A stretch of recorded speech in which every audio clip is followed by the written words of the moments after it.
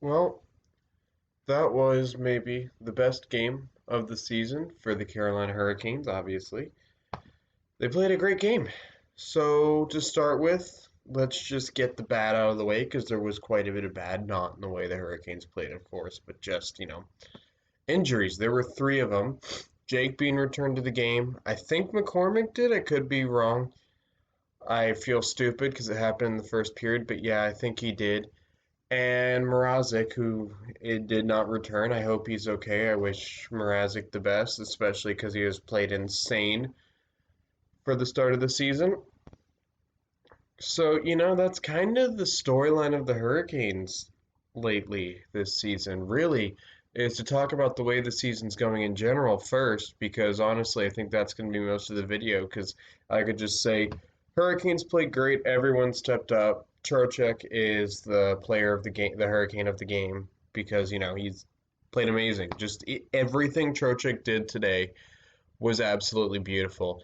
Two goals in two shifts, and then was back checking, was winning battles. He was on fire, He was in one of those zones that hockey players can get into where it's like they're just gonna go above and beyond what they need to do in a normal game. So there is that factor. Now, the storyline for the Hurricanes in general has been that the Hurricanes have just been overcoming adversity.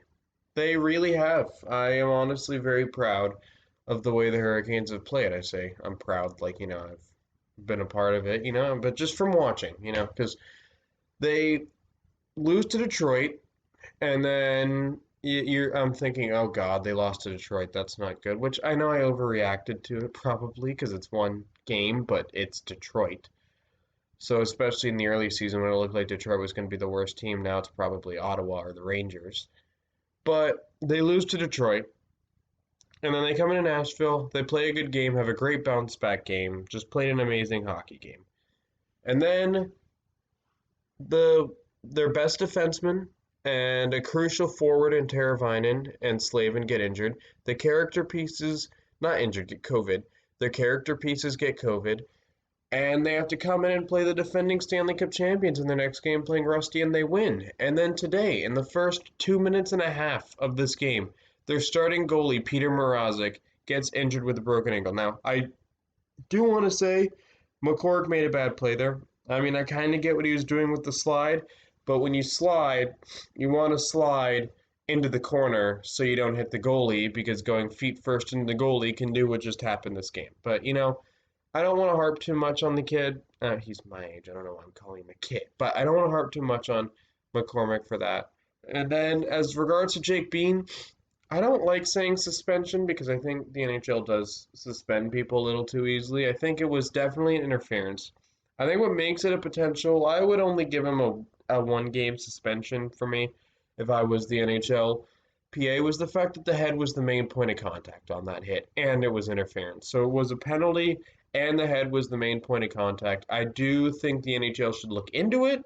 If they decide that it's not suspension worthy, that's actually pretty fair to me because it was definitely I can see I've took a penalty like that. I always tried to avoid hitting the head, but and I didn't really hit the head a lot when I played hockey, but I threw a lot of body checks. There were times where I made the head the main point of contact. It happens. It sucks when it does. But when it comes to the game itself, I think it definitely could be. And I don't think I'm drawing a blank on who hit him, but I don't think whoever hit him meant to lay a dirty hit on him. I think it happened. I could see from his perspective, it looked like he had the puck. It happens. I do think the NHL could look into it. I don't know if he should be suspended. I'm not going to riot over it, especially because Jake Bean returned to the game, which is great. And then later in the game, after I think Trocheck had his two goals, I might start taking notes so I don't sound like an idiot right now. But after Trocheck's two goals, McCormick gets hurt off a hit from Coma. Now this I don't think was a dirty hit. I saw Trip Tracy complaining about it. I think I saw other people complain about it. I don't think it was a dirty hit. Okay, he came in, shoulder was the main point of contact. He hit him into the boards. He hit him hard. Like it was a hard hit. It was a good hard hit to me. Now, I am very lenient with hits, probably more than most. So you can take what I say with a grain of salt. I'm not saying I'm correct in saying it was a clean hit, but just for me watching, I thought Blake Coleman was a big hit.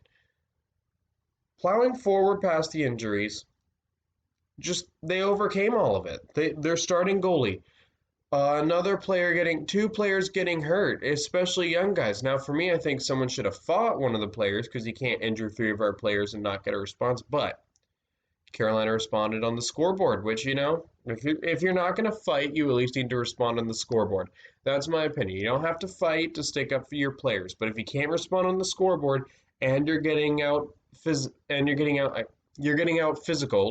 then you need to fight. But right now, the Canes responded by going up 4-0 in the second period. Now, Vincent Trocheck obviously wins player of the game. He got 2 goals and 2 shifts. I actually think he was just in general the best player on the ice this game.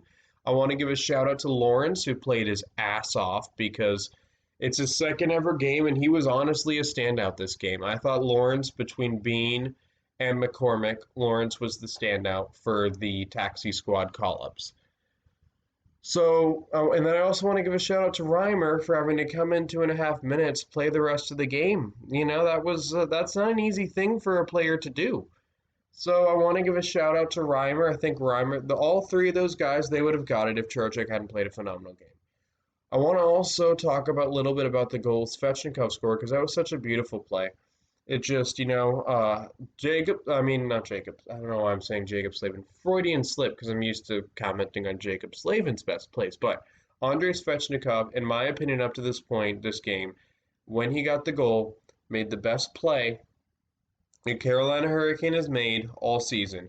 He drew a chirping penalty, fell down, got right back up, while falling down, gave a perfect pass to Aho, sprinted out, beat the defenseman wide. Aho hit him with a perfect pass and he got a goal. That is the best, most perfect play, neutral zone rush a Carolina Hurricane has made the entire season. So I want to touch on that because I think it was a phenomenal play. I may eventually try and figure out play of the season, but since I don't use footage and won't because A, I don't know how to edit well, and if I did edit, it would probably make my videos worse than they already are. And B, I don't want to get copyrighted because I'm not good with dealing with BS. This isn't going to be my job or anything, so I don't want to deal with that. But I would do like play of the game, but I would want to be able to use footage. But right now, if I were to do something like that at the end of the season, and I would have a recency bias, right now, Andrei Svechnikov had maybe the best play I've seen all game. So, yeah, this is a little bit shorter than usual because Carolina kind of just dominated them throughout the game. They overcame the strong start by Dallas, held fast, and then ran away with it and overcame some more adversity to do it. So, that was the game. If you guys like my content, please be sure to subscribe and give this video a like. It really helps out because I'm wanting to build a community of Canes fans. And why am I blanking on the fuck? So yeah, don't forget to like and subscribe and comment down below what you thought of the game. Actually, I actually wouldn't mind in the future if you guys want to comment down. The Carolina Hurricane player of the game. Go ahead and do it. I'll bring it up, and want to comment on that. Anything I missed and you want me to talk about, I'm here to build a community of Canes fans. So enjoy the rest of your weekend because mine just started a little bit ago. I decided to work on Saturday. So yeah, and I'll see you guys on I making the same damn mistake I made last time. So, bear with these technical difficulties. Tomorrow, 5 p.m. Well, not 5 p.m. Tomorrow, late at night, for the review of the second game against Dallas. And I'll talk to you guys again soon.